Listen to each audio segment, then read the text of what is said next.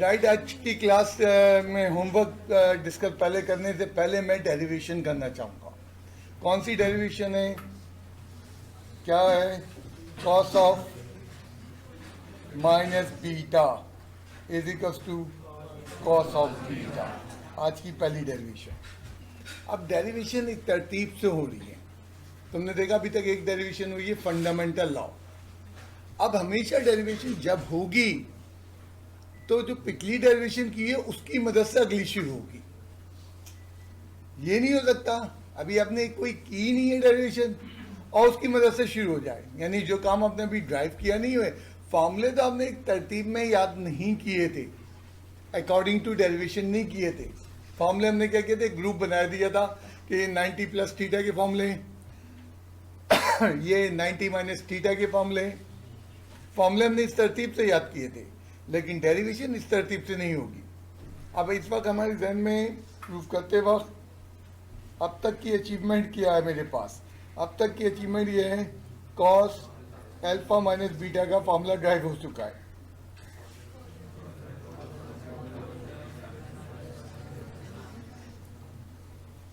इसका मतलब है जब हम डेरिवेशन करेंगे हमें यह भी याद रखना पड़ेगा कि कौन किस में से प्रोड्यूस हुआ है।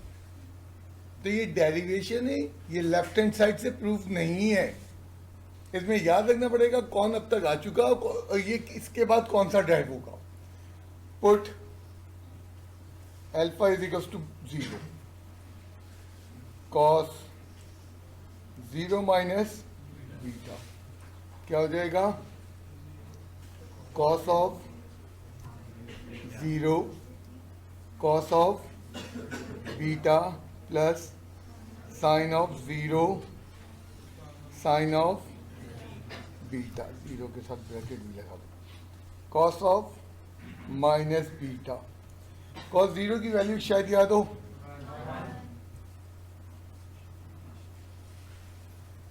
साइन 0 की value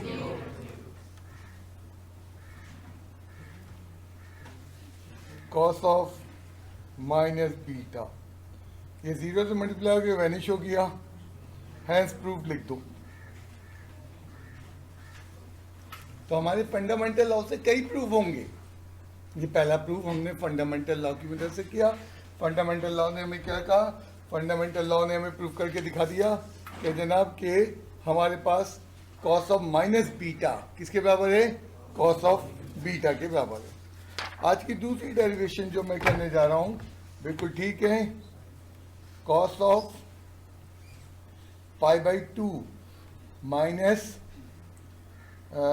beta is equals to cos of beta sine of beta. इस फॉर्मूले को जो तुमने याद किया, जिस फॉर्मेट में तुमने याद किया है, cos of 90 degree minus theta is equals to sine of theta. अब फॉर्मूला किसी भी वेरिएबल में याद किया जा सकता है, यानी थीटा की फॉर्म में जैसे ये था, या अल्फा बीटा की फॉर्म में। नंबर 2 रेडियन में भी लिख सकते हैं और डिग्री में। हमने ज़्यादातर इस्तेमाल करते वक्त देखा एक्सरसाइज के अंदर जो एग्जाम्पल भी किए हैं उन्होंने 10.2 में, ज़्यादातर उन्होंने डिग्री में किए एंड यहाँ पे उन्होंने रेडियन में प्रूफ करवाया। We know cos alpha minus beta is equals to cos of alpha cos of beta plus sine of beta. हमने क्या किया? Replace alpha by pi by 2। यहाँ ऊपर वाले फॉर्मूले में जहाँ अल्फा है वहाँ क्या लिख दो? पाई बाई 2। अब ये भी फंडामेंटल लॉ से प्रूव हो रहा है, और एक दो नहीं है, 8 चीजें हैं जो फंडामेंटल लॉ से प्रूव होंगी। एंड में वो याद रखना मुसीबत हो जाती है कौन कौन सी होती है, कौन सी नहीं होती हैं।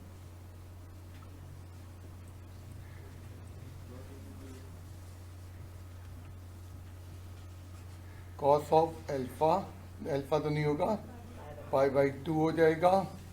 Cos of beta plus sine of pi by 2 sine of beta. cos of pi by two minus beta is equal to, याद करो कॉस पाई बाई टू किसके बराबर है? 0 के। अब ये एक्सरसाइज 9.3 का टेबल है। Cos of beta sine of pi by to किसके बराबर है? 1 के बराबर है। साइन ऑफ 0 क्यों हो जाएगा बेटा? बीटा आएगा। Cos of pi by two minus beta, ये मल्टीप्लाई होके 0 हो गया, plus sine of beta, and यही हमें प्रूफ करना था जो आ गया है। Cos of pi by two minus beta किसके बराबर हो जाएगा? Sine of beta. Hence proved.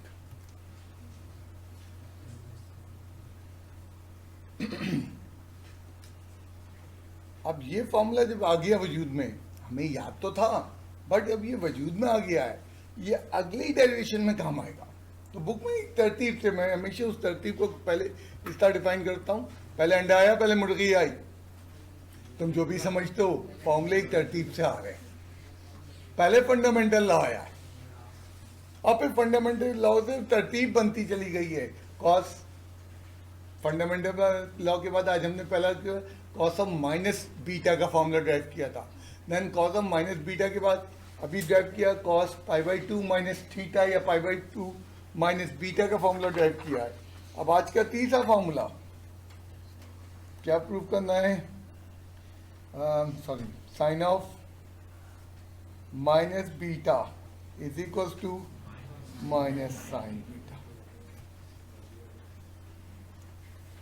अब इस प्रूफ में इंपॉर्टेंट चीज अगेन वही रिपीट कर रहा हूं कि भाई यहाँ पे कोई लेफ्ट हैंड साइड नहीं होती। यहाँ हम लिख के चलते हैं कि ये फॉर्मूला याद है, उसकी इस तरह शक्ल बदल दो तो ये दूसरी फॉर्मूला। अभी लास्ट फॉर्मूला कौन सा ड्राइव किया था? कॉस ऑफ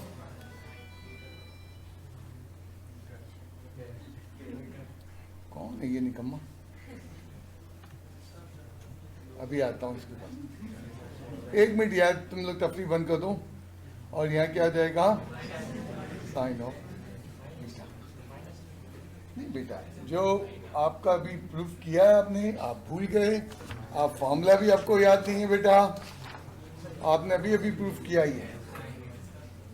हमने कहा यूजिंग दिस फॉर्मूला, प्रूफ ये करना, मंजिल ये चलना यहाँ से।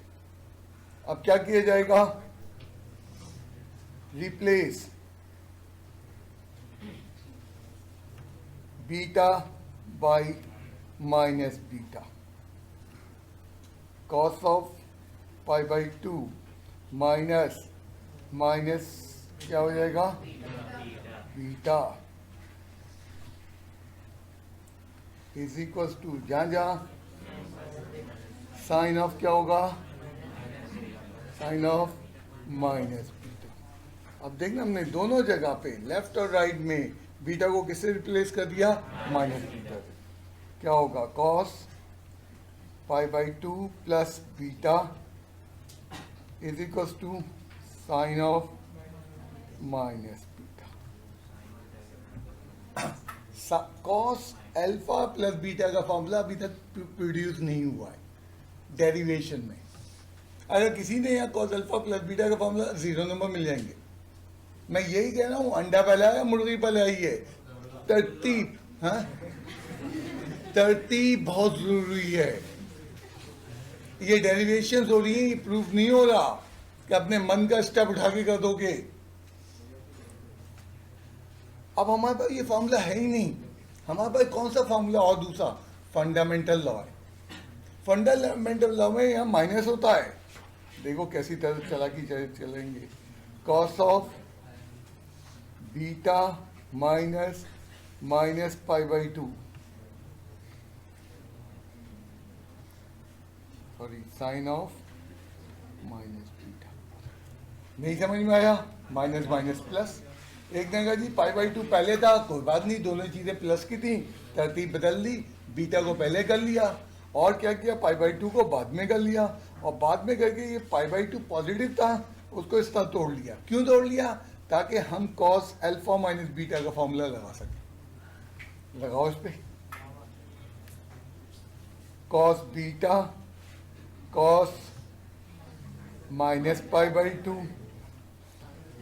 Plus sine beta sine minus pi by 2 is equals to sine of minus.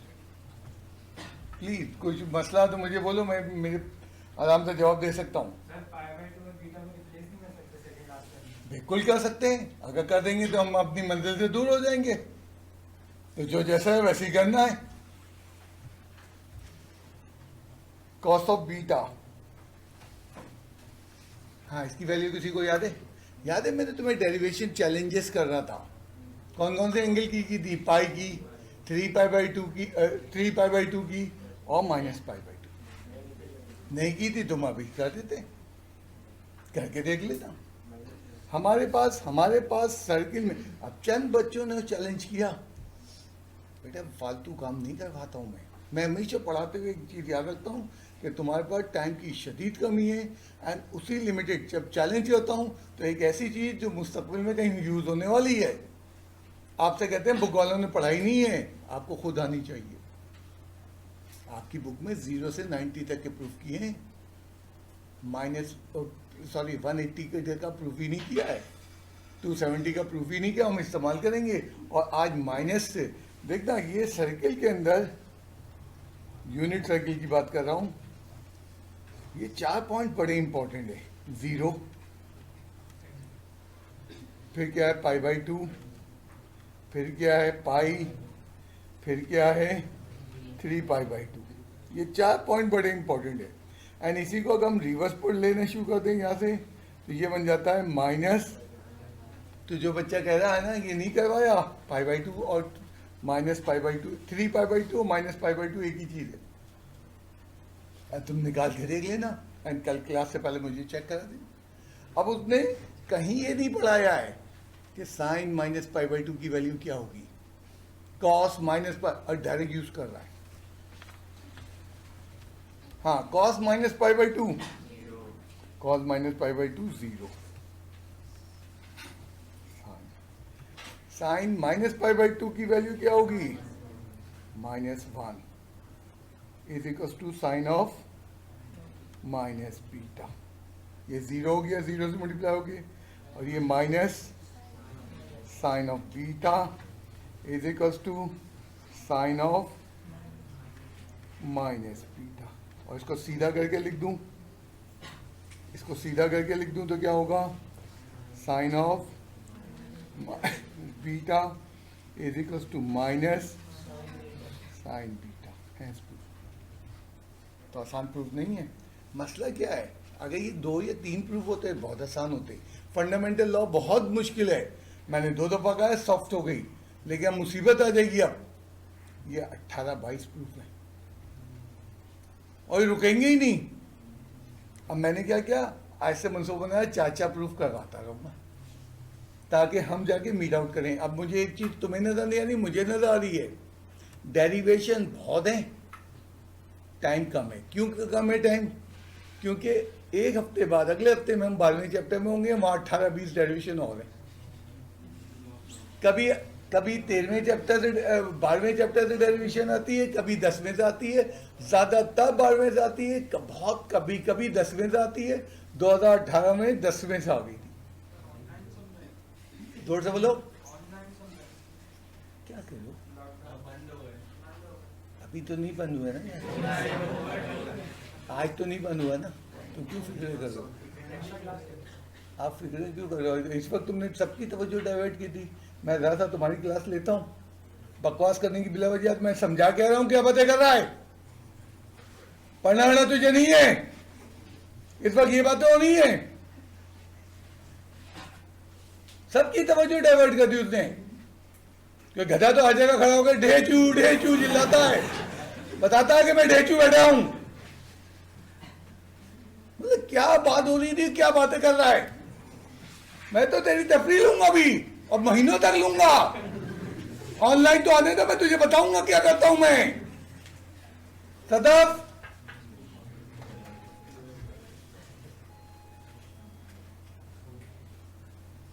इसका नाम नोट करता हूं भी अच्छी तरह से। मैं इसको बताऊंगा ऑनलाइन कैसे होगी। ये इसका नाम बताओ मुझे, सेकंड लास्ट रो में जो बैठा हुआ है कॉर्नर से, सेकंड, नोट कर लो अच्छी तरह से, इसको मैं बताऊंगा।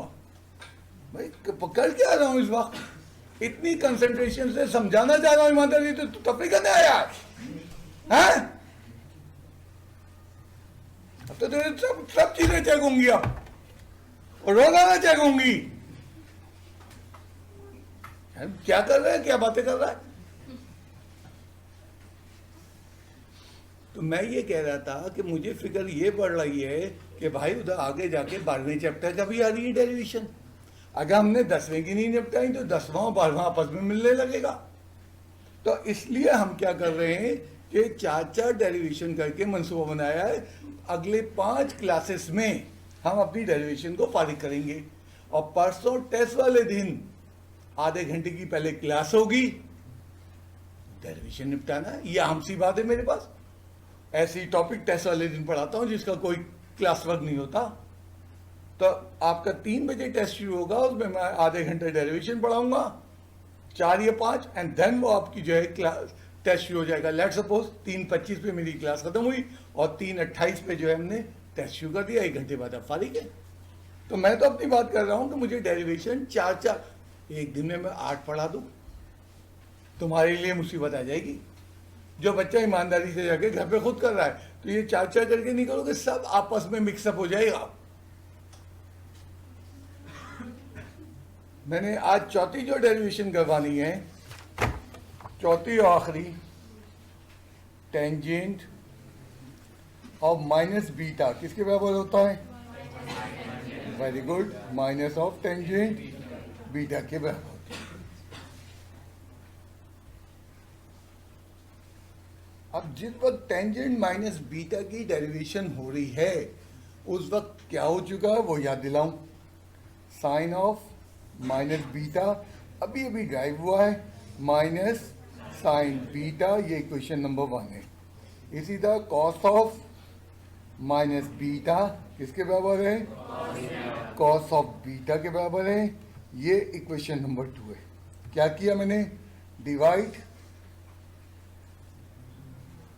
इक्वेशन नंबर 1 बाई 2, क्या हो जाएगा? Sine minus beta upon cos minus beta. अब जो जो फॉर्मूला मैं डेरिवेशन में एक जगह यूज कर रहा हूं वो ड्राइव हो चुका है, वो अपना वजूद रखता है। वो कोई फॉर्मूला ऐसा यूज नहीं कर रहा हूं जिसको अभी तक मैंने ड्राइव नहीं किया हो। Minus sine of beta upon cos of, and ये क्या हो जाएगा? Tangent of minus, hence proved. अब एग्जाम में एक सवाल आया 5 नंबर का, 2 नंबर की ये डेरिवेशन थी। ये कंपलसरी वाली की बात नहीं कर रहा हूँ, ये मैं 11-12 साल पहले की बात कर रहा हूँ। अब उसने एक क्वेश्चन को गंदा कर दिया, एक चॉइस आपकी कम कर दी। खुदा न करे आपको डेरिवेशन नहीं आती तो क्या होगा? यही होगा कि आपका वो क्वेश्चन छूटेगा। 2 नंबर का दिया, कोई लंबा चौड़ा काम नहीं दिया, बट एक टेक्स्टफुल से तरीके से डेरिवेशन होती है। चैप्टर 10 बहुत कम एग्जाम में आया है, हाँ बनिस्बत चैप्टर 12 के 12 बहुत आता है। जो वेरिएबल यूज हो रहे हैं अमूमन बुक में ये यूज किए हैं, तो मैं वही लिख रहा हूँ। लेकिन अच्छा, इसके वेरिएबल बदलते इसलिए नहीं है कि एग्जाम में इसका आएगा derive the formula tangent of minus beta is equals to minus tangent beta. तो आपको वेरिएबल वही यूज करने हैं जो सवाल में है। अगर वो कह देता है derive the formula tangent of minus gamma is equals to minus of gamma, तो एंगल बदल के क्या हो जाएगा? बीटा से गामा हो जाएगा, जो अमूमन नहीं करते। वो जो बुक में उन्होंने स्टैंडर्ड दिया उसी पे पूछते हैं डेरिवेशन। फॉर्मूला याद करना अलग प्रोसेस, फॉर्मूला अप्लाई करना एक अलग प्रोसेस, फॉर्मूला ड्राइव करना एक तीसरा प्रोसेस। जी सर, अगर टेंजेंट माइनस बीटा की डेरिवेशन करनी हो दी हो पेपर में, तो हमें साइन माइनस बीटा की भी करके दिखानी पड़ेगी? नहीं, we know sine of minus beta होगा जैसे मैंने ये किया, ठीक सवाल भी तो 2 नंबर का है, सवाल अपनी वेटेज खुद बता रहा है। जी बेटा, इसके बाद जो डेंसिटी टेस्ट है उसमें ये डेरिवेशन नहीं है, मैंने क्लियर कहा हुआ डेरिवेशन नहीं है। अगले टेस्ट में इंशाल्लाह डेरिवेशन डालेंगे। डेरिवेशन नहीं है, टोपी उतार ले भाई, हर दफा कहता हूँ तुझसे, सुनते ही नहीं है। सर, जी बेटा, आपने डेरिवेशन की कराई ना अभी, हाँ उसमें आपने फर्स्ट स्टेप में फंडामेंटल लॉ क्यों कराया? इस डेरिवेशन में नहीं, थर्ड क्वेश्चन, थर्ड वाली। अगर फंडामेंटल यहाँ क्या नहीं, ये कह रही फर्स्ट स्टेप की बात, रिप्लेस क्यों किया हमने? इसलिए रिप्लेस किया। सबसे पहले अगर हम यहीं पे मिसाल के ऊपर फंडामेंटल लॉ लगा देते तो ये फॉर्मूला प्रूफ हो जाता, ये फॉर्मूला प्रूफ हो जाता। लगा दो कॉस अल्फा माइनस बीटा का फॉर्मूला, हमें इसको थोड़ी प्रूफ करना है, हमें तो इससे आगे चलना है। अब वो आगे क्या, ये तो अब डेरिवेशन की ट्रिक्स है सारी, पता नहीं क्यों हमारे निकाल ले।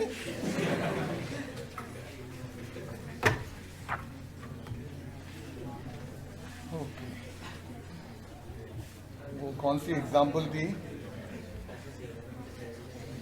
6/320 sine of 5 pi by 12, sine pi by 5 times of pi by 12, इसकी वैल्यू एवेल्यूएट करनी है इस एग्जांपल में। अच्छा 7 था, सॉरी। तो क्या था, इसको क्या किया तुमने, साइन ऑफ 105 डिग्री, इसको तुमने आराम से रेडियन में चेंज किया। वो प्रोसेस मैं नहीं दिखा रहा हूँ कि 7 क्या था, पाई बाई 12 कितना मल्टीप्लाई बाई, वो मैं रफ में करके। एंड देन अब क्या करेंगे, sine of 90 degree plus 45, 90 plus 15 degree is equals to cos of 15 degree. Then cos of क्या हो जाएगा,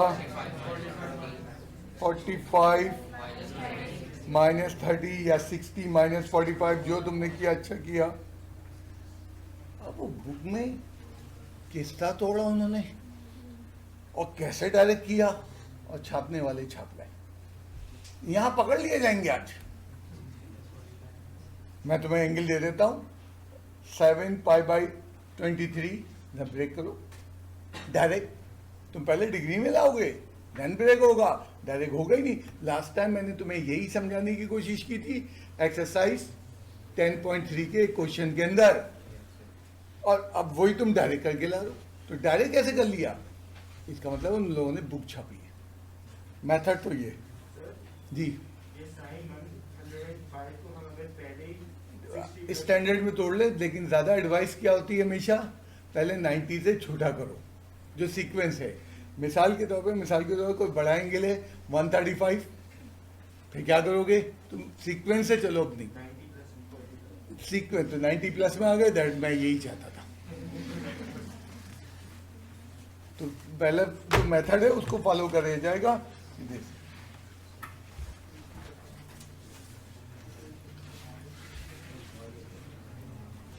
अब ये एक एग्जाम्पल है, ये एक एग्जाम्पल है, और इस एग्जाम्पल का सवालात हैं 3-4 हमारे आखिरी एक्सरसाइज, ट्रिग्नोमेट्री की आखिरी एक्सरसाइज की आखिरी चैप्टर के आखिरी एक्सरसाइज में, यानी 13.2 में। अब इस एक्सरसाइज तुम देख लो, इस टाइप का कोई सवाल आपकी एक्सरसाइज में यहाँ पे 10.3 में नहीं दिया, और उन्होंने सवाल यहाँ पे बनाया। अब इसका कोई फायदा नहीं है, टीचर छुड़वा देते, एग्जाम्पल तो कोई करवा ही नहीं रहा। उसका जब छोड़ के जब ये बच्चा पहुंचता और आखिरी एक्सरसाइज में आता है ट्रिग्नोमेट्री की 13.2 में, उसको क्या करते हैं, इसी काम को एक लंबे तरीके से सिखा देते हैं। गलत वो भी नहीं है, अगर ये 8 लाइन का है तो वो 2.5 पेज का है, इतना बड़ा बस फर्क है।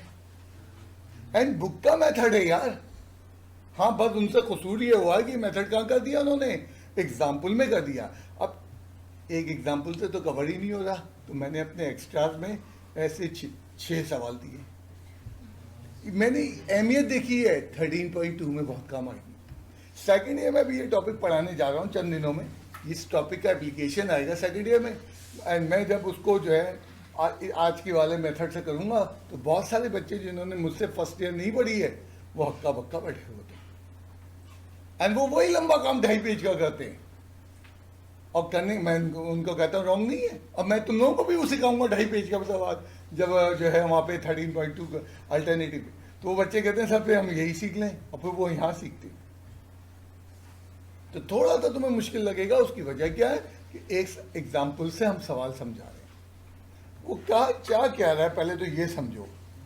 4 of sine theta plus 3 of cos theta, ये एक्सप्रेशन है, इज इक्वल्स टू नहीं है। इस एक्सप्रेशन को इस फॉर्म में लाना चाह रहा है, साइन थीटा प्लस फाइव। अच्छा, एंगल का कोई जरूरी नहीं है, फाई कह दो, अल्फा कह दो, गामा कह दो, क्योंकि उसने फाई कहा इसलिए मैंने भी। और यहाँ कुछ कांस्टेंट वैल्यू होगी, उसको उसने आर रेडियस नहीं है, आर सम कांस्टेंट है। तो वो चाह रहा है इस एक्सप्रेशन को साइन अल्फा प्लस बीटा के फॉर्मूले में ले आए, और उसको लाने में कुछ कांस्टेंट प्रोड्यूस होगा, जो कि शायद 2 हो सकता है, जो कि 19 हो सकता है, जो भी हो वो आ जाएगा। तो ये एक सिंबॉलिक अलामती जुमला लिखा है कि इस फॉर्म में चाहिए। हमने कुछ नहीं करना है, सबसे पहले आर फाइंड करना है। एंड आर फाइंड करने के लिए अब सोल्यूशन शुरू कर रहा हूँ। 4 of sine theta plus 3 of cos of theta किसके बराबर करना चाहता है? R of sine theta plus 5। ये हमारी ख्वाहिश है। हम इस एक्सप्रेशन को इसमें चेंज करने जाते हैं। 4 of sine theta plus 3 of cos theta is equal to R. इसको ओपन करें, क्या होगा? Sine of theta cos of five plus cos of theta sine of five. हमने कहा ये चीज़ें बराबर हैं। एंड क्या हो जाएगा? 4 of sine theta plus 3 of cos theta is equals to क्या हो जाएगा? R times of sine theta cos of five plus R times of cos of theta sine of five. अब हमने कहा ऑन कंपेयरिंग, इन दोनों का आपस में कंपैरिजन कर लो। ऑन कंपेयरिंग, थीटा वाली टर्म को थीटा वाली टर्म से कंपेयर करो, सॉरी साइन थीटा वाली टर्म को साइन थीटा वाली टर्म से कंपेयर करो, sine theta, and cos theta वाली टर्म को कॉस थीटा वाली टर्म से कंपेयर करो। दिस मीन क्या हो जाएगा? 4 of sine theta is equal to R times of sine theta cos of five, ये पाई नहीं फाइव, PHY 5, और ये क्या हो जाएगा? 3 cos of theta is equal to R times of cos of theta sine of five. मैंने कहा sine theta वाली टर्म कॉस थीटा वाली टर्म अलग अलग कर ली। यहाँ से मैंने वैल्यू निकाली किसकी? फाइव की। ये तो कैंसिल हो जाएंगे, क्यों? साइन थीटा सेम है। 4 upon R is equals to क्या हो जाएगा? Cos of five. और इसी तरह कॉस थीटा से 3 अपॉन आर किसके बराबर हो जाएगा? Sine of five. आर की वैल्यू चाहिए। आर की वैल्यू में ये एंगल है मुझे तंग कर रहा है। मैंने कहा एंगल का इलाज ट्रिग्नोमेट्री करेगी। Sine square 5 plus cos square 5 किसके बराबर है? 1 के बराबर है। हाँ भैया, मैं बोलना साइन स्क्वायर 5 की वैल्यू 3/r का होल स्क्वायर, ये क्या हो जाएगा? 4 अपॉन आर का whole square is equal to 1। तुमने देखा इस पे आइडेंटिटी ने कमाल क्या किया, आपका साइन एंड कॉस गायब कर दिया। हाँ, क्या हो गया, 9/r square plus 6 is equal to 1। क्या हो जाएगा,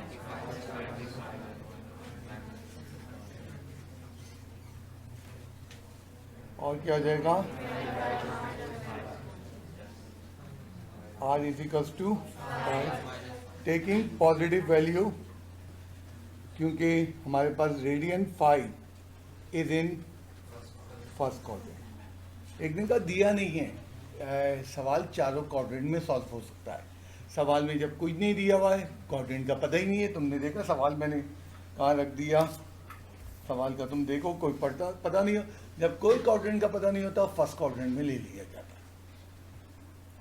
हमारे जो 13 चैप्टर में सवाल आ जाएंगे, इत्तेफाक से सब कुछ भी नहीं पता, फर्स्ट क्वाड्रेंट के सवाल है।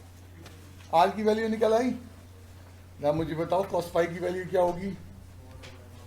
cos ऑफ 5 की वैल्यू 4/5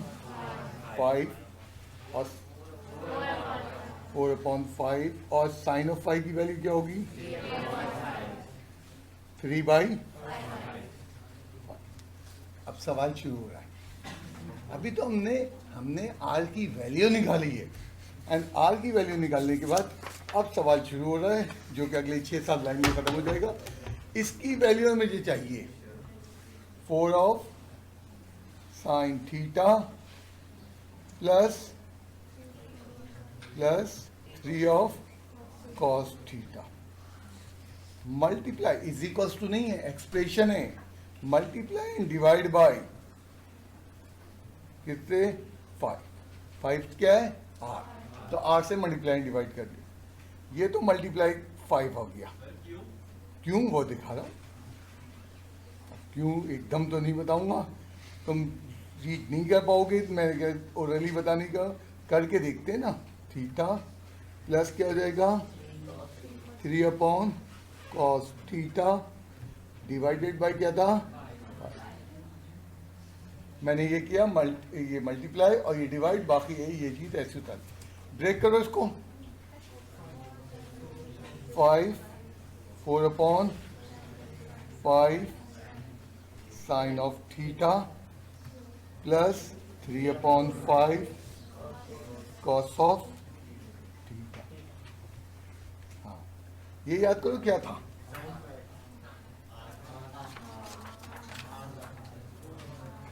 हाँ क्या था ये, सॉरी 4/5 किसके बराबर था,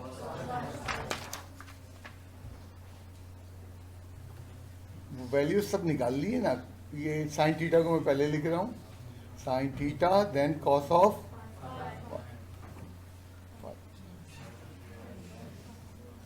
प्लस क्या हो जाएगा कॉस ऑफ थीटा 3/5 किसके बराबर था,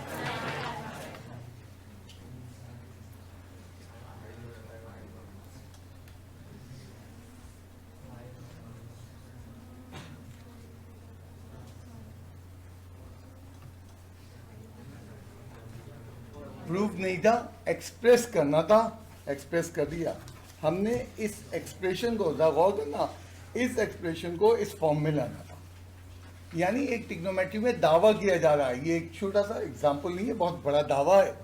ट्रिग्नोमेट्री में कोई ऐसा स्टेटमेंट, कोई ऐसी एक्सप्रेशन जिसमें साइन एंड कॉस हो, बीच में प्लस या माइनस हो, बराबर होता है साइन अल्फा प्लस बीटा के फॉर्म में। जब r की वैल्यू आ गई थी तो डायरेक्ट लिख देते थे। आर की वैल्यू नहीं निकालनी थी, मुझे एक्सप्रेस करना था इस वैल्यू को इसमें, और आर की वैल्यू उसके बगैर वो हो नहीं सकता था।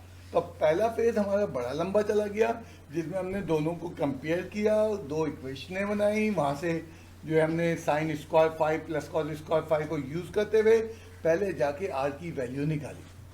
अब मसलन ये एक्सप्रेशन चेंज करनी है, मैं किस वैल्यू को, आर की वैल्यू क्या लूँ, 7 लूँ, आर की वैल्यू 10 लूँ, तो वो मालूम करने के लिए हमने पहला 1.25 पेज 1.5 पेज लगा दिया, और मैंने आर डे, एंड जब हमें आर मिल गया हमने कहा, तो मैं फिर कह रहा हूँ जो चीज़ सुनने की थी कि कोई भी आइंदा ट्रिग्नोमेट्री में साइन एंड कॉस की एक्सप्रेशन हो, टेंजेंट के लिए नहीं कह रहा हूँ, साइन एंड सेक के लिए नहीं कह रहा हूँ, साइन और कॉस की एक्सप्रेशन हो और उनमें कोफिशिएंट भले ही 4 हो, 9 हो, 11 हो, जो भी हो, माइनस भी हो, ये साइन अल्फा प्लस बीटा में चेंज हो जाएगी।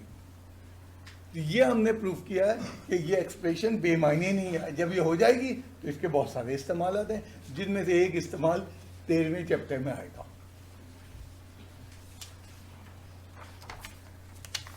अब इस वक्त में जो तुम्हारे हक्का बक्का बैठे हो, वो होगा क्या, हमें पेबैक कब करेगा? जब हम 13वें चैप्टर में दबाव में एक लंबे सवाल को एक छोटे तरीके से करेंगे तो हमें बड़ा आसान लगेगा। वहां हमारा बैकग्राउंड इस आज का काम आएगा।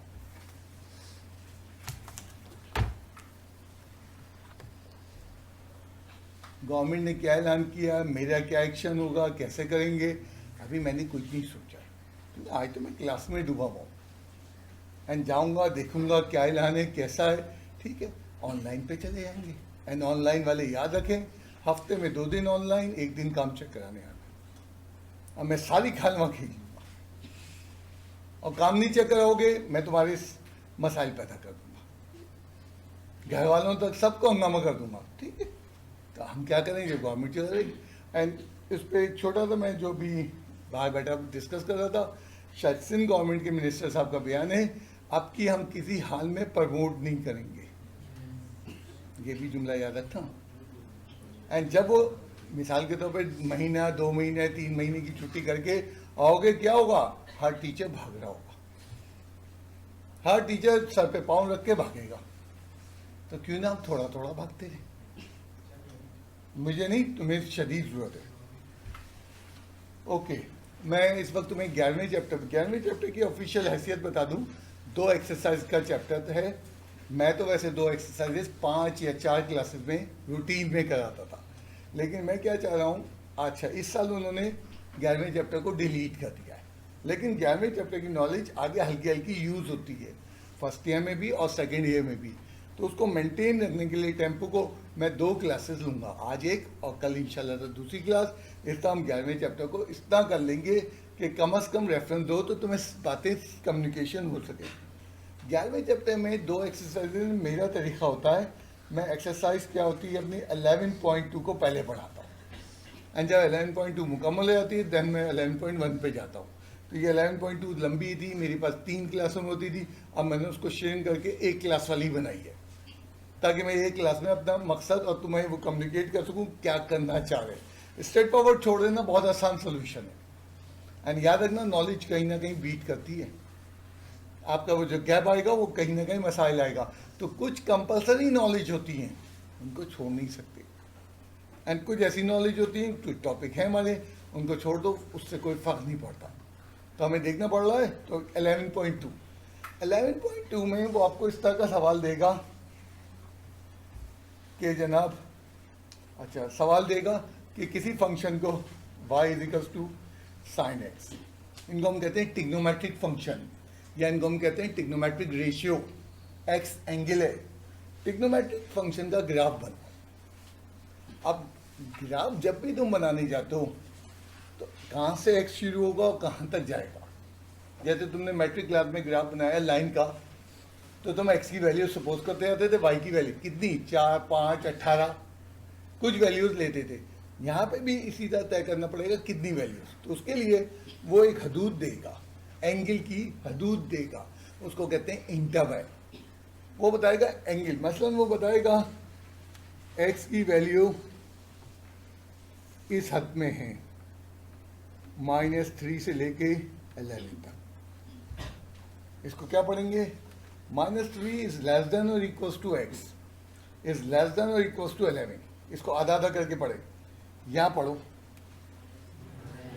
-3 x -3 से बड़ा है या -3 x से छोटा है, इसका मतलब x की वैल्यू -2 हो सकती है, x की वैल्यू -1 हो सकती है, x की वैल्यू 0 हो सकती है, x की वैल्यू +1 हो सकती है। तो x की वैल्यू -3 से जो भी है बराबर है या बड़ी है। अब दूसरी तरफ पढ़ो, x छोटा है, किससे छोटा है, 11 से छोटा है।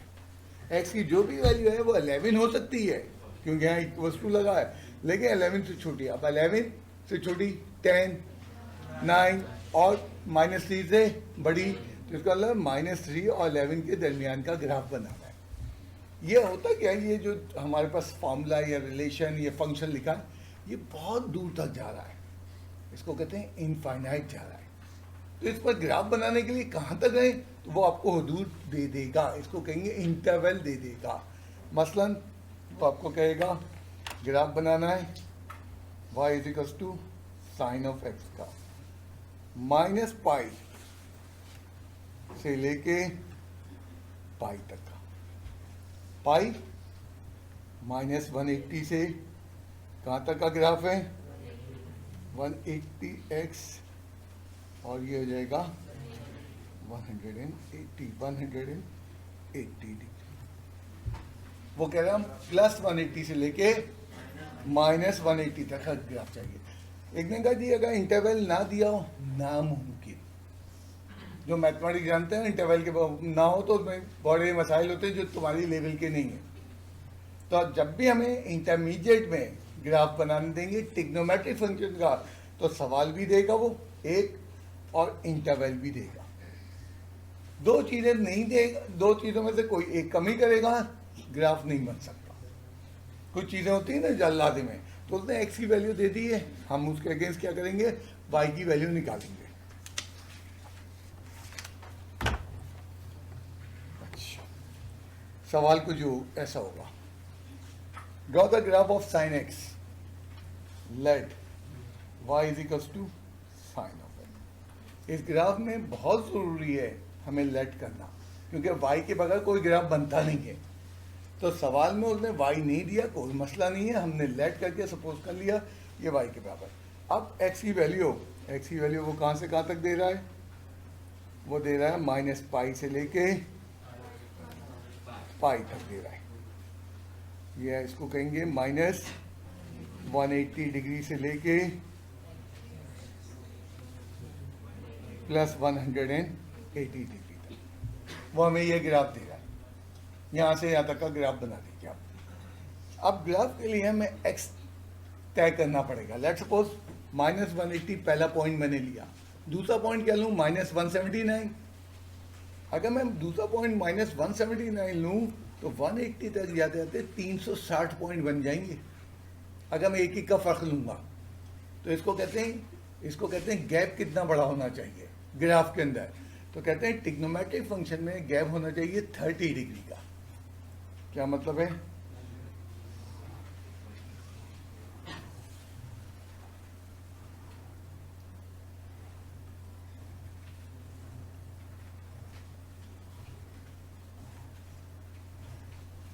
मैं रीडिंग चार्ट के लिए टेबल तैयार कर रहा हूँ, नहीं बड़ा टेबल बनता है ट्रिग्नोमेट्री में, छोटा मोटा टेबल नहीं चलता है। हमने कहा ये x है ये y है, पहले इनपुट x आता है, एंड पहली वैल्यू तुमने बताई -180 है। दूसरी वैल्यू क्या है -150 डिग्री, 30 का गैप। अब यहाँ पे बच्चे का एक सवाल पैदा होता है 30 का गैप क्यों, 30 के अलावा भी गैप्स होते हैं। कल की क्लास हम यहीं से स्टार्ट करेंगे, बाकी दीगर गैप्स क्या है और अगर वो लिए जाए तो ग्राफ में क्या खराबी या अच्छाई आएगी। तो अब मैं बता रहा हूँ 30 तुम कल के डिस्कशन के बाद खुद ब खुद पलट के आओगे और तुम कहोगे 30 इज़ द बेस्ट। तो जो तुम्हारी बुक में भी उन्होंने ग्राफ बनाए हुए सारे एग्जाम्पल वगैरह में, वो सब 30 के इंटरवल से बनाए। माइनस क्या है 120 डिग्री, डिग्री एक्स एंगल है, डिग्री में आ रहा है, -90 डिग्री, -60 डिग्री, 0 डिग्री, 30 डिग्री। कहाँ तक जाएंगे हम लोग, 180 तक जाना है इसी तरह गैप देते हुए। 60 degree, 90 degree, 120 degree, 150 degree, 180 degree. पहले तो हमने रीडिंग चार्ट 0 से 180 तक 30 के गैप के साथ रेडी करी। अब कुछ नहीं करना है, हमने एक कैलकुलेटर उठाना है और साइन -150 की वैल्यू कैलकुलेटर से पूछ लेनी है। साइन -180 और ब्रैकेट इज इक्वल्स टू, उसने बताया 0। 0 के ऊपर डिग्री नहीं लगाना, एंगल डिग्री में होता है। साइन कॉस की वैल्यू डिग्री में नहीं होती। हाँ, 150 माइनस 150 के लिए क्या होगा, साइन माइनस कितना हो जाएगा 150 ब्रैकेट क्लोज कितना आ रहा है माइनस 0.5। ग्राफ में डेसिमल वैल्यूज चाहिए माइनस 0.5 ग्राफ में। देन इसकी वैल्यू क्या आ रही है, इसकी वैल्यू आ रही है साइन माइनस 120 की डिग्री माइनस √3/2 0.866 माइनस। डेसिमल में अगर कोई वैल्यू आ रही है लिखी जा रही है, ये तो एक डिजिट पर खत्म हो गई थी, डेसिमल के बाद आगे जा रही है तो डेसिमल के बाद 3 डिजिट तक क्लिक होगी। अब पहला मरहला है हमें इस ग्राफ को, इस रीडिंग चार्ट को भरना है। Sign minus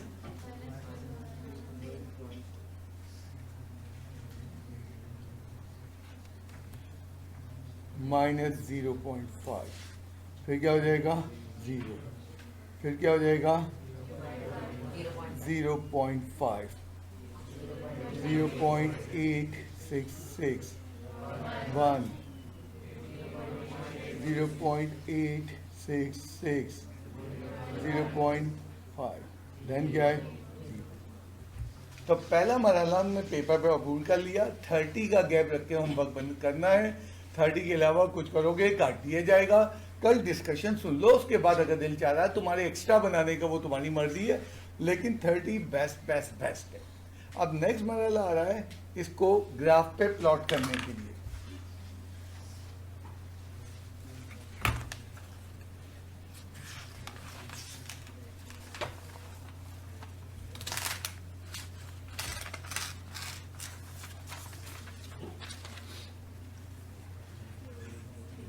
x axis and y axis draw करना है। मुझे स्केल नहीं मिल रहा, मैंने यहाँ रखा कि यहाँ रखा, अच्छा ये रखा हुआ है।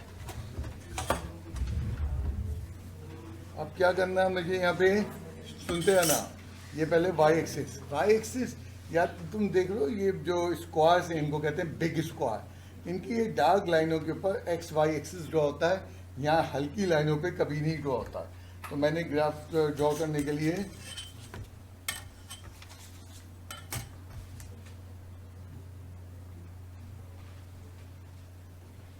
पेंसिल से ग्राफ पे काम होता है, क्योंकि मैंने अगर पेंसिल से काम किया तो तुम लोगों को विजिबल कुछ भी नहीं होगा, इसलिए मैं मजबूर हूं कि जी पेन से ग्राफ को ड्रॉ करूंगा तुम्हें।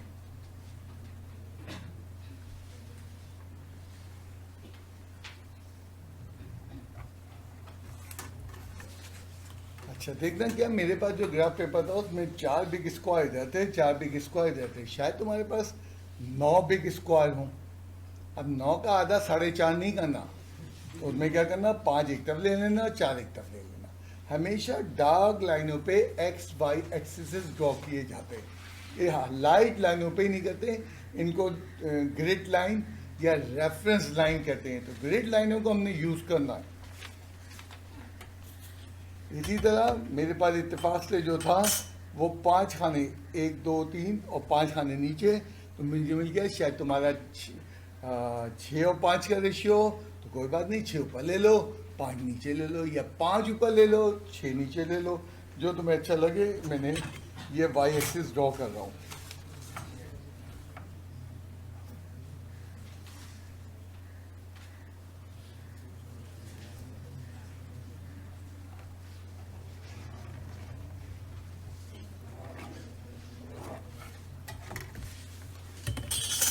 एंड यहाँ पे एरोहेड लगा के मैंने लिख दिया कि ये एक्स डैश है, और ये एरोहेड लगा के लिख दिया, सॉरी इधर लगेगा, कि ये एक्स एक्सिस है, और ये क्या हो जाएगा वाई एक्सिस है, वाई एक्सिस है, और ये वाई डैश हो जाएगा। तो एक्स वाई एक्सिस पूरे ग्राफ को भी मुझे नहीं मालूम, अंदाज़ा नहीं है कि कहाँ तक ग्राफ जाएगा, तो मैंने कोशिश की है पूरे ग्राफ को उसको ऑक्यूपाई कर लिया। अब उसके बाद जो मुश्किल तरीन अब काम दूसरा आएगा वो ये होगा कि स्केलिंग करना, यानी 180 डिग्री कहाँ होगा, 60 डिग्री कहाँ होगा। तो इस स्केलिंग के लिए जुमला मैं हमेशा कहता हूँ कि स्केलिंग जो है प्रैक्टिस के ऊपर डिपेंड करती है। There is no formula. ये आपने खुद सीखना पड़ता है कि स्केलिंग कैसे होती है। मसलन मैं उसको सिखाने की कोशिश करता हूँ। पहले एक्स एक्सिस की बात कर लें। एक्स एक्सिस में बड़ी थी बड़ी वैल्यू किसी को याद है? 180 डिग्री। एंड एक्स एक्सिस में नेगेटिव में की बड़ी छोटी थी छोटी वैल्यू थी -180 से +180 के दरमियान ग्राफ प्लॉट करना है। अगर मैं एक छोटे स्क्वायर को, ये छोटा स्क्वायर तुम्हें बहुत छोटा सा नज़र आ रहा हो, शायद क्लियर भी नज़र नहीं आ रहा, एक छोटे स्क्वायर को एक लम्हे के लिए मैं और तुम सोचे कि ये 1 डिग्री के बराबर है, तो इसका मतलब है ये 10 खाने किसके बराबर हो जाएंगे? 10 डिग्री के बराबर हो जाएंगे। अगर एक छोटा, दोबारा रिपीट कर रहा हूँ, अगर एक छोटा स्क्वायर 1 डिग्री के बराबर है तो ऑन द एक्स एक्सिस 10 खाने 10 डिग्री, 20 डिग्री, 30, 40, 180 नहीं आ पा रहा। ग्राफ क्या हो रहा है? आउट ऑफ रेंज जा रहा है, हमारी पेपर से बाहर निकल रहा है। तो हम क्या करेंगे? स्केल चेंज करके ग्राफ को अंदर लाने की कोशिश करेंगे। अब स्केल में कई तरीके हो सकते हैं। बहुत बड़ा तुक्का मान लो, नहीं मैं सीढ़ी बाय सीढ़ी चढ़ता हूँ। 1 पे फेलियर हो गया, मैंने कहा एक छोटा खाना 2 डिग्री के बराबर है। जब 2 डिग्री के बराबर लिया तो 20 खाने किसके बराबर? 10 खाने किसके? 20, 40, 60, 80, अब भी 180 नहीं आया। मैंने कहा ना ये तुक्कों का गेम है और सीधा खेला जाता है। एक छोटा खाना 3 डिग्री के बराबर लिया, 3 के बराबर लिया तो ये 30, 60, 90, 180 अब भी नहीं आया। एक छोटा खाना मैंने 4 डिग्री के बराबर लिया, 40, 80, 60, 200 अब भी नहीं आया। नहीं 160 आया। ये 100, 80, 80, 160 और 160 कितना हो गया? 40, 40, 80 और 80, 160 अब भी नहीं आया। एक छोटा खाना 5 डिग्री के बराबर सोचते हैं। अगर एक छोटा खाना 5 डिग्री के बराबर लेते हैं, 50, 100 और ये 200 खुदा खुदा करके आ गया। तो एक्स एक्सिस पे एक छोटा खाना किसके बराबर लिया जाए? 5 डिग्री। अब 5 डिग्री में क्या नुकसान है? अब 5 डिग्री में भी एक नुकसान है, उसकी तरफ चलते हैं। एक छोटा खाना किसके बराबर तुमने लिया है? 5 डिग्री के बराबर लिया है। 30 कहाँ होगा?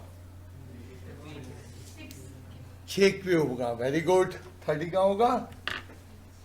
मैं जा रहा हूँ पेन ना लगाऊँ, नहीं तो पेन से इंक निकल जाती है और फिर ग्राफ खराब हो जाता है। तो एक छोटा खाना, ये एक छोटा खाना हमने 5 डिग्री के बराबर लिया है। तो हमारे पास 6 खाने किसके बराबर? यहाँ कहीं 6 खाने आएंगे। 6 खाने किसके बराबर हो जाएंगे? 6 खाने 30 के बराबर हो जाएंगे।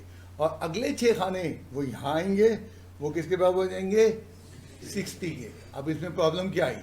ये जो लाइन आई यहाँ, डार्क लाइन यूज नहीं हुई। हम ये डार्क लाइनों को यूज करना चाहते हैं क्योंकि डार्क लाइनें हमारी ग्राफ प्लॉटिंग में बड़ी स्पीड देती हैं। तो रेफरेंस लाइन को हम यूज करना चाहते हैं। कोई खराबी नहीं है एक छोटा खाना 5 डिग्री में, सिर्फ खराबी है ये ग्रिड लाइन, ये डार्क लाइन यूज नहीं हो पा रही। तो हम कोई और सोचें स्केल जो ग्रिड लाइन को यूज करे।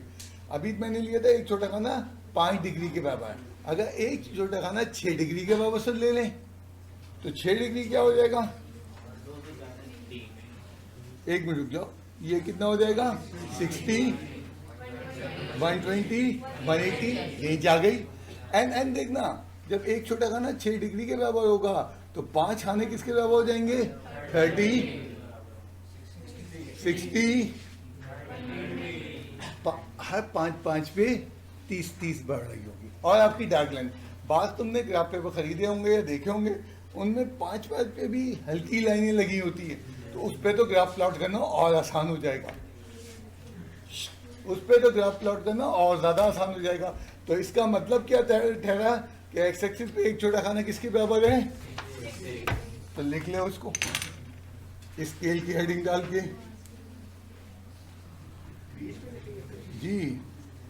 अलोंग, वो तुम्हें बीच का वजह समझ में आ जाएगी। Along x axis 1 small square is equal to 6 degree. एक छोटा खाना किसके बराबर है? 6 डिग्री के बराबर है। अब ये तो एक्स एक्सिस का स्केल है। What about the y? Y की बड़ी थी बड़ी वैल्यू क्या है? 1 है। 180 नहीं है, 1 है। जो भूल गया उसको याद दिला दूं।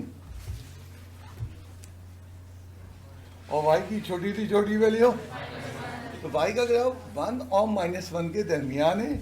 अगर मैं इस तरह चलूं, अब स्केलिंग की वही तरकीब है, तुक्के लगाएंगे तो स्केल बढ़ जाएगा कहीं ना कहीं आके। अगर मैं चलता हूं एक छोटा खाना 1 के बराबर, तो हमारा ग्राफ यहाँ से शुरू होगा, यहाँ ख़त्म हो जाएगा। अब पीछे क्या प्रॉब्लम आ रही थी, एक्स में ग्राफ बाहर जा रहा था, तो उसको हमने क्या था, कंप्रेस को पिचकाया था। और वाई में क्या हो रहा है, ग्राफ को खींचना पड़ेगा, फैलाना पड़ेगा, स्ट्रेच करना पड़ेगा। ऐसा स्केच बिल्कुल एक्स एक्सिस का स्केल अलग होगा वाई, क्योंकि अलजेब्रा में एक्स एंड वाई का स्केल सेम हो जाता है। ग्राफ में एक्स एंड वाई का बिहेवियर लीनियर नहीं होता। अभी तुम देखना ही शक्ल कैसी बनेगी, जो उसका लीनियर फंक्शन नहीं है तो उसका स्केल अलग अलग होगा। अलोंग वाई एक्सिस क्या लिया जाए, 1 स्मॉल स्क्वायर इज इक्वल, मैं क्या चाहूंगा, ये 1 यहाँ से उठ के यहाँ आ जाए, यानी एकदम मैंने हिसाब किताब नहीं लाया, मैंने ग्राफ का यहाँ से यहाँ तक का बन जाए, इससे तो बेहतर होगा। एक बच्चा कहना सर यहाँ तक, वो आप कर लो, मैं आपको, तो हमने क्या सोचा, हमने सोचा एक बिग स्क्वायर 1 के बराबर और एक बिग स्क्वायर -1 के बराबर, ये -1 यहाँ, तो एक बिग स्क्वायर क्या सोचा। अब जरा हिसाब लगाना, एक बिग स्क्वायर में छोटे स्क्वायर कितने होते हैं, तो 10 10 10 10 10 बराबर है किसके, sorry 10 small square is equal to 1 के बराबर।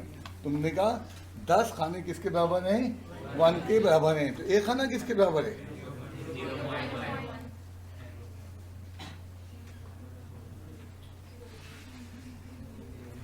अब गौर करना, जब तुम वाई एक्सिस पे इतना तो ऊपर जाओगे 0.1, 2 खाने ऊपर जाओगे 0.2, 4 खाने ऊपर जाओगे 0.4 और नीचे आओगे -0.1 -0.2, ये वाई। अब ग्राफ इसलिए तैयार है, किस लिए तैयार है, प्लॉट कर लिया जाए, इसके लिख दूं मैं। हाँ, पहला पॉइंट में याद आ रहा कुछ, -180 पे क्या था, 0 था, ये देखना माइनस इधर आ गए। और अच्छा, इसकी पहले मैंने मार्किंग नहीं की है, मार्किंग कर दूं, यानी कि 30 खाने की मार्किंग करनी है मुझे, 5, ये हो गया 30 डिग्री, छोटा छोटा लिखना, ये हो जाएगा 60 डिग्री, फिर ये क्या हो जाएगा, नहीं ये पॉइंट नहीं होगा, सॉरी, हाँ यही था, कितना हो जाएगा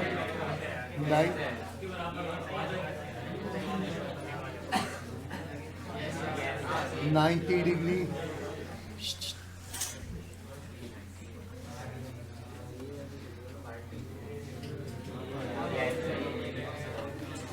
90 के बाद क्या है, 120 डिग्री, 5 150 डिग्री, 180 डिग्री, इधर आ जाओ, -30 डिग्री, -60 डिग्री, -90 डिग्री, -20 डिग्री, और ये क्या हो गया,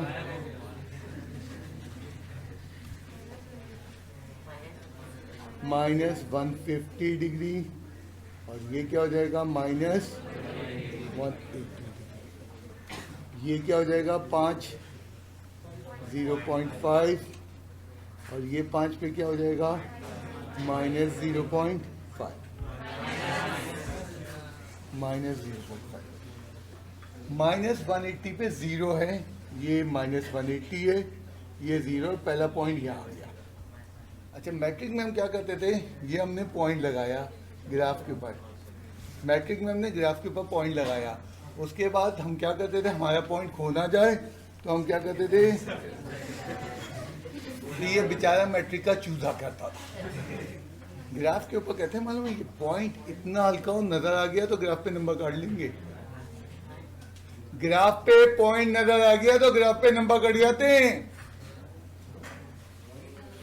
इतना लाइट लगाना है। आज बच्चे ने मुझे दिखाया था फन में, बहुत अच्छा ग्राफ बनाया था। मैंने रैंडमली एक का चेक किया, बहुत अच्छा बनाया था। पॉइंट डार्क लिखे थे, उसको मैं कहता हूं पेंसिल पे चढ़ के जोर लगा के पॉइंट लगाया था। बेटा पॉइंट ये हो, बस पॉइंट ये हो।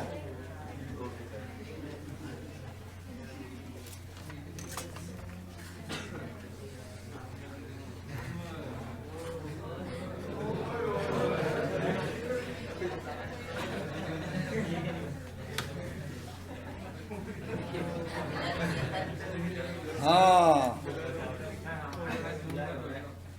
पॉइंट ये होता है बेटा, और जब उस पॉइंट को दूर करते हो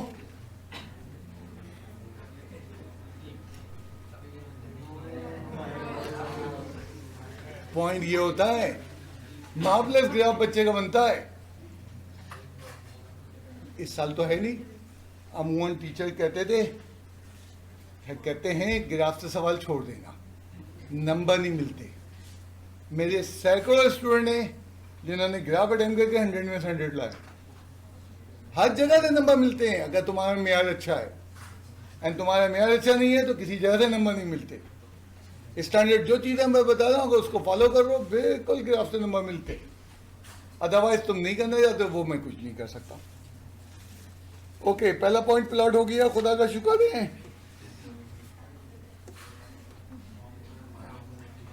अब याद दिलाओ, अपने -150 पे क्या था? -0.5।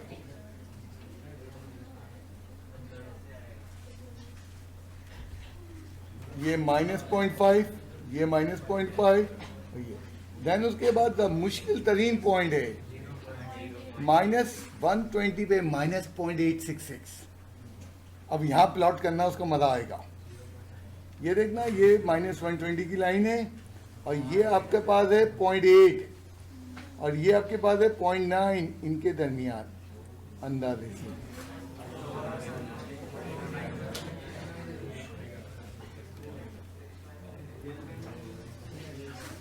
मैंने कहा ना पेन इस्तेमाल करना ग्राफ पे मना है, पेंसिल की थिकनेस तक रीडेबल होगी।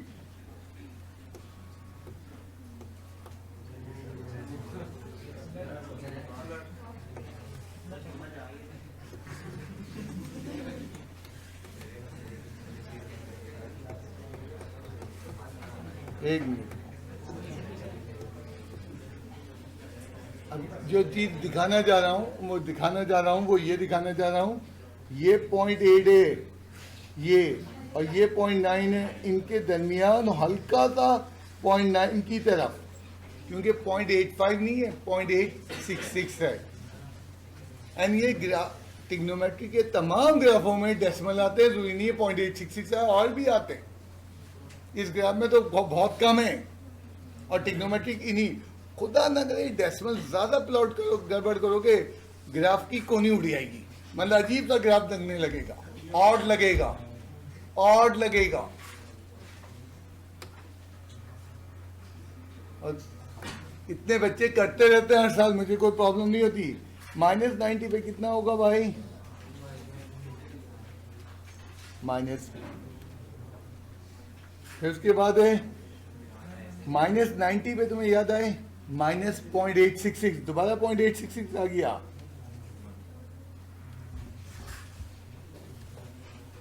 फिर कितना था? -30 पे -0.5,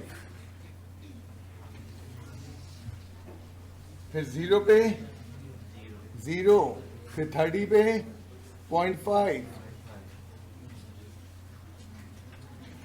फिर 60 पे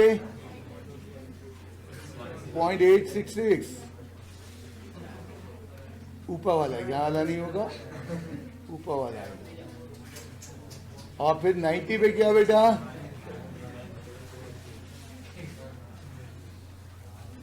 $120 पे क्या होगा? 150 पे क्या होगा?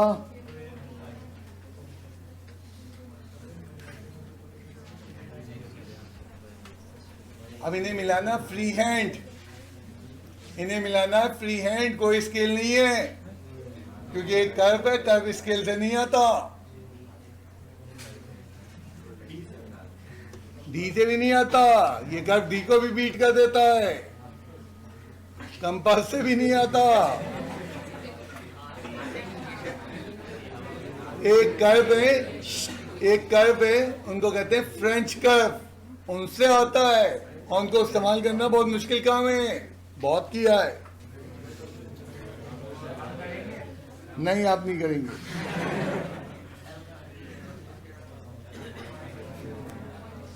मैंने एक छोटा सा हिस्सा मिलाया अभी,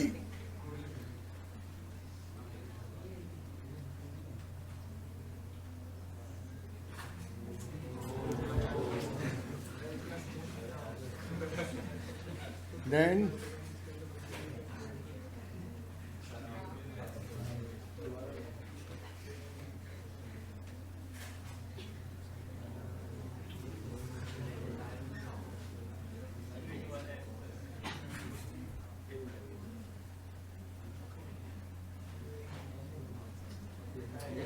ये थोड़ा सा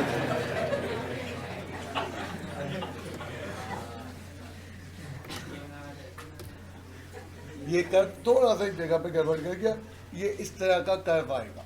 अब क्या करेंगे आप यहाँ लिखेंगे y is equals to sine x का ग्राफ है, एंड इसको किस तरह प्रेजेंट करेंगे मेरे सामने, जब कभी, अभी नहीं, आज नहीं, जब कल आओगे तो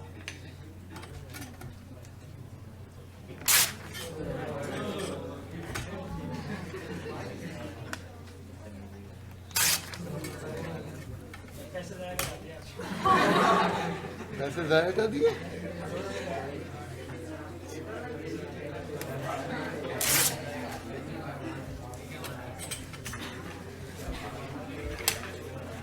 अब इस ग्राफ को हमें अपने रजिस्टर में लगाना है।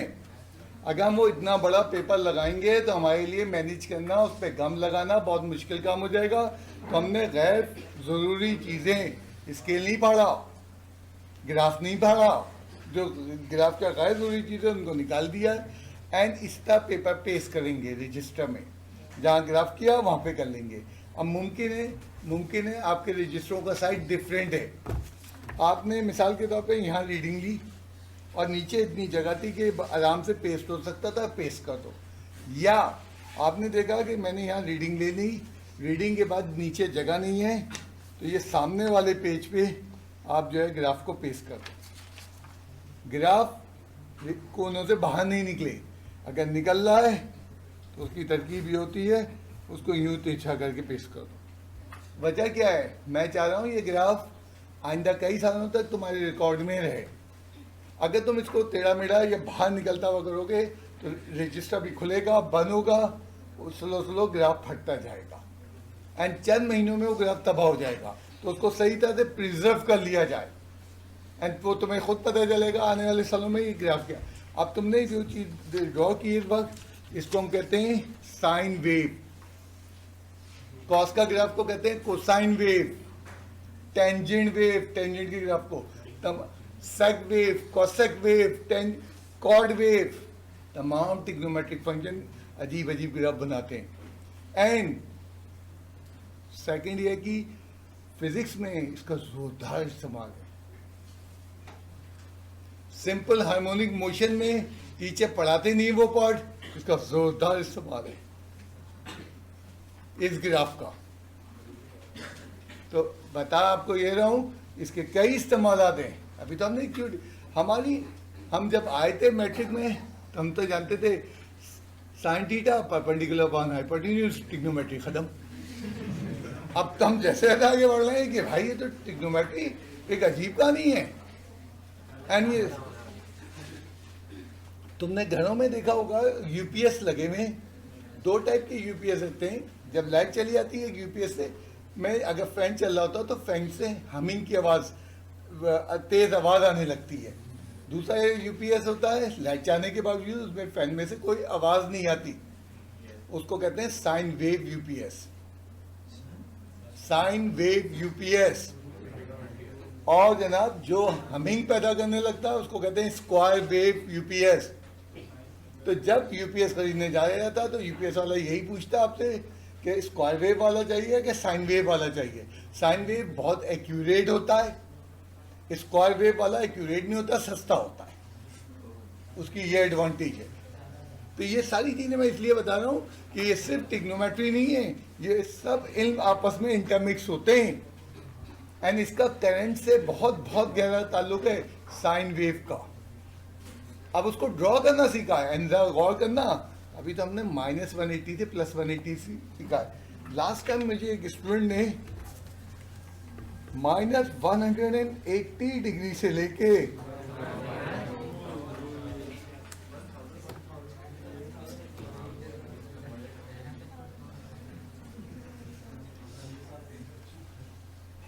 (1080 डिग्री का ग्राफ बना के लाया था। एंड यहाँ बाकायदा उसका ग्राफ पूरे मैंने 2 दिन तक नोटिस बोर्ड पे लगाया था, पूरी शीट के ऊपर वो बना था ग्राफ। तुम बताइए ना, इतने बड़े बड़े ग्राफ हैं। हमने तो बहुत छोटा सा एक पोर्शन में स्टडी की है ग्राफ बनाने की। तो ठीक है, आज मैंने क्या किया, बुक से कोई सवाल नहीं दिए। आज के लेक्चर में मेरे अपने बनाए हुए कुछ सवाल हैं, मैंने वो दिए हैं। मैं हमेशा ग्राफ इसी से पढ़ाता हूँ, पहले अपने सवाल करवाता हूँ, फिर मैं बुक की तरफ लेके आता हूँ, क्योंकि उन सवालों से बड़ा कंसेप्ट नीचे की चीज़ों का क्लियर हो जाता है। तो ये आज का क्लास वर्क क्या होगा, होमवर्क क्या होगा, वो आपको लेक्चर मिल जाएगा। कोई सवाल हो तो बोलो।